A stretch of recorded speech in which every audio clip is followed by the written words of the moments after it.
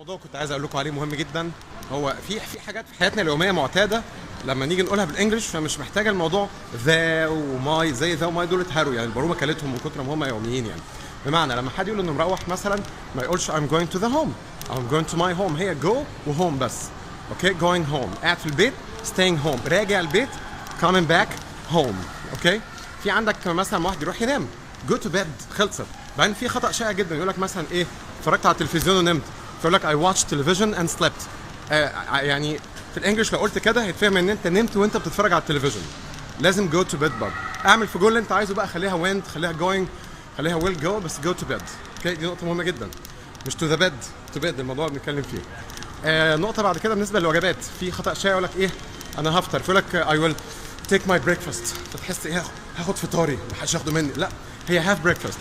have و breakfast برضه مفيش my ولا ذا ولا تيك اساسا.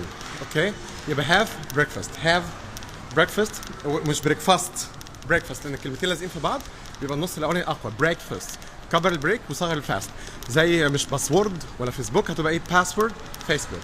اوكي يبقى have breakfast ولا my ولا ذا. اوكي بس خلاص، اشوفكم في اللي جاي ان شاء الله. اقفل منين ده؟